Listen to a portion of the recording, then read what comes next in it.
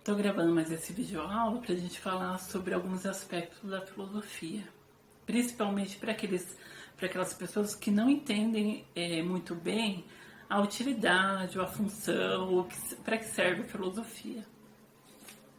Então, o vídeo de aula de hoje eu vou falar um pouquinho sobre atitude filosófica. Parece muito comum, nós professores de filosofia, é muito comum a gente se deparar com questionamento. Para que serve a filosofia? Dando a entender que a filosofia tem uma utilidade, ou que deveria ter uma utilidade. E isso não se limita só na relação entre professor e aluno. Muitas vezes nossos colegas de trabalho de outras disciplinas, ou mesmo familiares, conhecidos, amigos de outras áreas de conhecimento, eles parece normal eles questionarem sobre a utilidade da filosofia, para que serve, né? Lembrando que é muito mais difícil você ver esse questionamento em outras áreas do conhecimento. Por exemplo, ninguém questiona para que serve a música, a dança, a matemática, a geografia, a geologia e por aí vai. Mas parece ser natural questionar a filosofia. Para que serve a filosofia? Qual é a utilidade da filosofia? Então, para a gente entender um pouquinho sobre esse aspecto, eu vou trazer a atitude filosófica, tentar esclarecer qual seria a atitude filosófica. Só para fazer uma observação, essas explicações, eu sempre me baseio no livro da Marilena Chaui, do Convite à Filosofia. Tem diversos livros, só que eu acho muito didático a leitura e a explicação, o modo como a Marilena Chaui traz os textos filosóficos para nós, professores, para que a gente repasse para os nossos alunos também, e até mesmo para os alunos do ensino médio ou universitários, que a linguagem é clara, é fácil, é uma linguagem do cotidiano, então ela consegue trazer conceitos e ideias complexas de uma forma clara, objetiva, simples, mas ainda elaborada. Então eu gosto muito. Então quem puder comprar, baixar, ir atrás de sebo, algum livro de qualquer edição que seja, o Convite à Filosofia da Marilena Chaui é a indicação que eu posso dar, é a única indicação assim valiosa que eu acho para aqueles que querem iniciar o campo nesse campo de conhecimento. Então tá, vamos lá, tentar entender então agora o que é atitude filosófica. Para fazer filosofia, a gente imagina o seguinte: é muito comum a gente ouvir os alunos falarem assim: ah, professora, então vamos fazer uma roda de debate, a gente vai falar de qualquer assunto e a gente vai filosofar, né? Porque tem uma ideia, um senso comum, um mito sobre a filosofia, que a filosofia é apenas debate, e debate de ideias de qualquer coisa, de qualquer assunto, de qualquer modo, né? E a gente, depois que a gente começa a investigar melhor o que é a filosofia, a gente vai ver que ela é também debate filosófico, discussão, reflexão, mas ela não se limita a isso, né? Se ela se limitar a isso, ela perde um pouco do caráter da filosofia, mas eu vou explicar melhor. Então, a atitude filosófica, o sujeito, para ter um pensamento filosófico, não é um sujeito que vai pensar e falar sobre tudo no modo que ele quiser, né? Porque isso não existe, senão vira uma loucura, né? Se eu começar a falar de qualquer assunto, vira uma loucura, né? Então, a gente tem um método para a gente poder pensar de forma filosófica, refletir de modo filosófico e questionar as coisas de forma filosófica, né? E essa forma de se relacionar com o mundo, a partir da filosofia, ela nos faz ter atitudes filosóficas em relação a vários tipos de situações do nosso cotidiano. Então eu estou falando para vocês o seguinte, que para a gente poder ser um filósofo, ou para a gente poder pensar de forma filosófica, a gente tem que ter uma atitude filosófica. E essa atitude filosófica, ela tem uma regra, uma organização, né? Então, essa atitude filosófica, a gente pode entender da seguinte forma.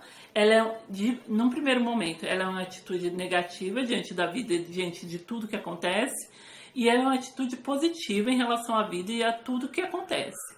Então, estou dizendo o seguinte, que O sujeito, quando ele vai começar a pensar de modo filosófico, ele começa a agir de forma negativa, ele não acredita. Ele coloca em questão, começa a colocar em dúvida tudo aquilo que ele vê, né? Necessariamente, sim. É como se ele quisesse será realmente, e dizer o seguinte, será realmente que aquilo que estão me dizendo, aquilo ali é verdade? Será que aquilo ali é verdadeiro? Ou se tem uma coisa por trás, ou tem uma forma de ver mais ampliada que eu ainda não estou conseguindo perceber, né? E o outro ponto da atitude filosófica, eu falei para vocês que é uma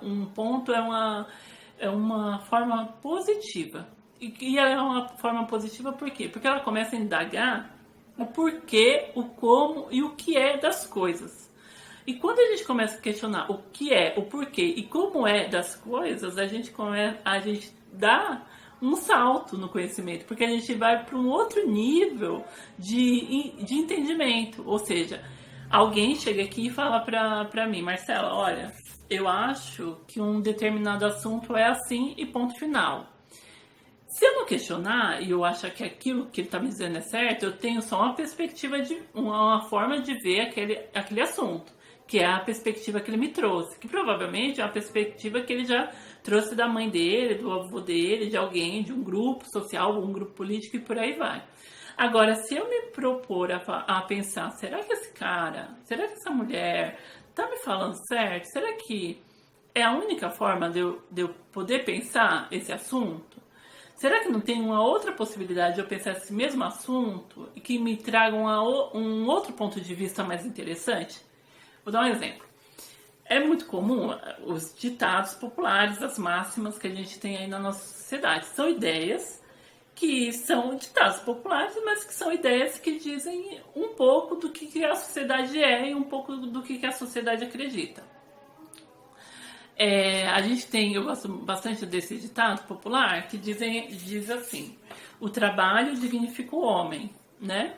Ou seja, engrandece o homem, traz algo positivo, algo que enobrece ele como indivíduo, como sujeito, como pessoa, né? Então é um ditado popular bonito, né? O trabalho dignifica o homem, puxa, né? Aí eu imagino, tá certo, porque imagina a pessoa não trabalhar, ficar por aí, né? Vagabundando, sei lá, qualquer coisa assim, é uma ideia mais do senso comum, né? Então, o trabalho dignifica o homem.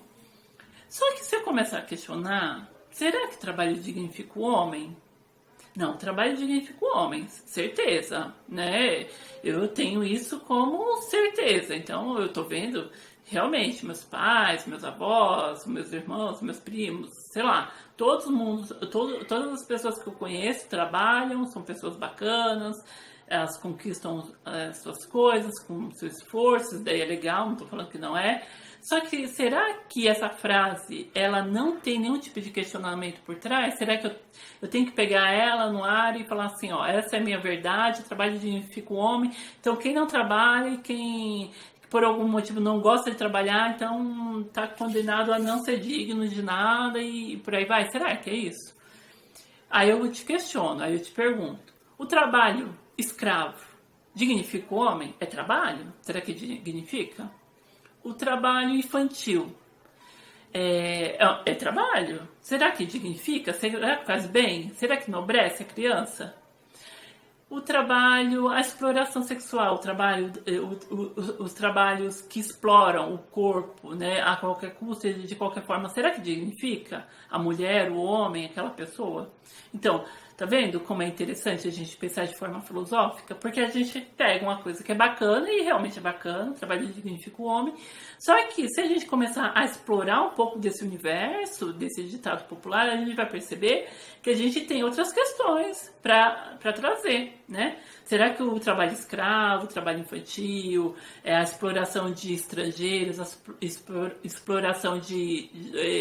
exploração sexual que ocorre por aí em várias partes do mundo, será que isso daí não é um fator, uma questão de questionamento? Ao meu ver, parece que sim, né? A gente tem que questionar, né? Que tipo de trabalho que dignifica o homem, né? A Então a gente já está vendo que essa frase não é totalmente certa, ela não pode se aplicar a qualquer coisa, né? Ela pode se aplicar em algumas situações, mas não em todas as situações. Mas a gente só vai passar a perceber isso quando a gente começa a reproduzir, quando a gente começa a questionar e a perceber mais profundamente quais são as ideias que amarram, as ideias que amarram e as ideias que estão na base, né? Desse ditado popular. Então, com esse exemplo, eu estou querendo dizer o seguinte, que a atitude filosófica, ela é uma atitude, primeiro, de será que aquilo é real? Será que aquilo se aplica a qualquer coisa? Será que é a única verdade? Então, o trabalho dignifica o homem. Será que é a única verdade que a gente tem? Então, quando a gente começa a questionar por quê, como é e para que serve, qual é o significado, qual o porquê daquelas coisas, a gente começa a ter uma nova percepção sobre o mesmo acontecimento. Então, quando eu começo, olha, esse ditado é bonito, eu até na minha vida pessoal e até nas pessoas que eu conheço, eu acho que se aplica, porque dignifica realmente, mas eu acho que não serve para todo tipo de trabalho ou qualquer tipo de situação. Então eu começo a questionar. E quando eu começo a questionar, eu começo a ampliar a minha forma de ver a vida. Eu começo a ampliar a minha forma de perceber o que está por trás, tanto dessas frases prontas, desses ditados, dessas máximas populares, como de situações do dia a dia, do cotidiano. Eu vou terminar o assunto por aqui, mas eu quero lembrar para vocês que a filosofia ela tem uma utilidade que serve para a gente refletir sobre aquilo que está além da gente, mas ela não tem uma utilidade material, né? A gente não aplica isso como uma ferramenta, um instrumento para ganhar dinheiro. Por exemplo, o engenheiro, ninguém vai perguntar para que serve a engenharia, porque todo mundo sabe que o engenheiro civil, por exemplo, consegue construir prédio e a gente sabe para que serve as casas, né? Mas a filosofia, como ela está num mundo um pouco abstrato, né, das ideias, do pensamento, então a gente não consegue ver, e aquilo que não é material, por a gente estar numa cultura que valoriza muito a matéria, o que não é material, então o mundo do pensamento, o mundo das ideias, então fica um pouco, será que serve para alguma coisa? Será que não é só ideia de louco? Não é papo de gente doida? Então a gente fica questionando a filosofia, porque a gente não vê no nosso dia a dia uma utilidade prática, uma utilidade material para ela. Mas eu já digo, ela serve para muita coisa, né? E principalmente para a gente poder entender como que o mundo se organiza, se movimenta, né? Quais são as relações que a gente tem na antiguidade, essas relações permanecem durante a Idade Média, na moderna, na Idade Contemporânea e por aí vai. Eu espero que esse vídeo tenha ficado claro para vocês. Eu vou deixar aqui, vou cortar já, porque senão vai ficar muito longo e eu não vou conseguir subir no YouTube. Beijo, tchau!